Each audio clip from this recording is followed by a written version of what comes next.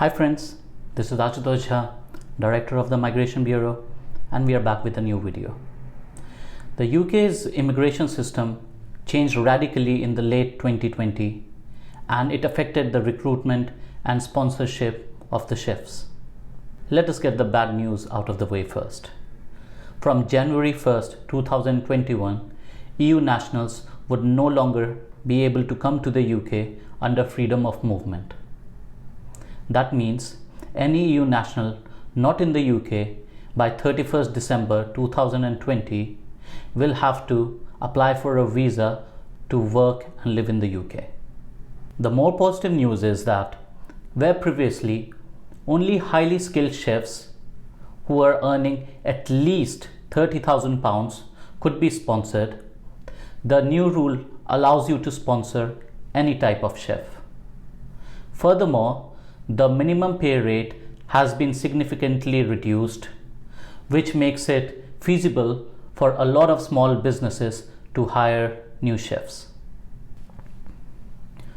The old sponsorship system came under a system called Tier 2 General, and the new sponsorship system for the restaurants comes under a system called New Skilled Worker Sponsor License. In today's video, we will be talking about the changes and also how to sponsor a chef under the new Skilled Worker Sponsor License. So what are the key changes from 2021?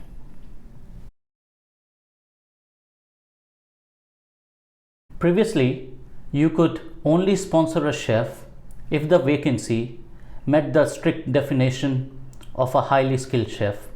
That means a head chef, a sous chef, or a senior of the similar type. The individual needed to have an experience of at least 5 years in that level, and also the restaurants needed to pay them at least £30,000. The only reason you were allowed to sponsor such chefs was because there was a recognized national shortage and they were included on the national shortage list. However, the other chefs were excluded from the list and were not allowed to be sponsored because chefs was not considered to be a high enough skill level. As of 1st December 2020, the rules around sponsorship changed. The minimum skill level at which an individual could be sponsored dropped to QCF level 3. That means that the chefs are now included. Now it's easier to sponsor any kind of chef, although the guidance book specifically rules out the cooks from being sponsored.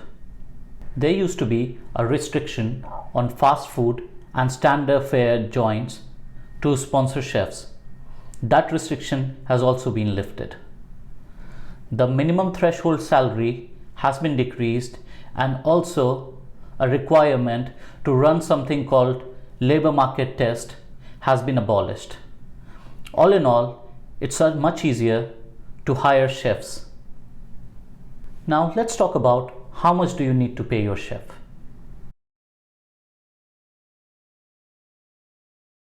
Normally, you will need to pay your chef £25,600. This is based on a working week of up to 48 hours. If your chef works for more than 48 hours, then you will have to pay them more.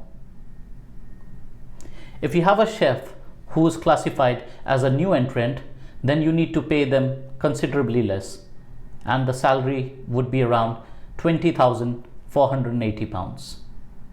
New entrant includes individuals below the age of 26 and also recent graduates from the UK universities. That means that the individual was granted a Tier 4 or a student visa which expired no less than 2 years prior to them applying for a skilled worker visa. These individuals should have completed a bachelor level course or more at the UK university. Now let's talk about whether you need to advertise for the job position or the vacancy or not.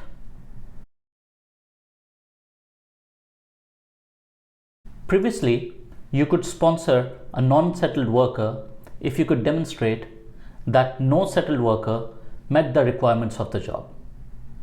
To demonstrate that, you needed to run something known as resident labor market test, which involved advertising in different mediums for at least 28 days for the job, and also going through a full recruitment exercise. Thankfully, the resident labor market test requirement has now been abolished. However, the Home Office still expects you to have advertised for the position prior to you giving that position to a non-settled worker. Now let's talk about how much does the sponsorship cost.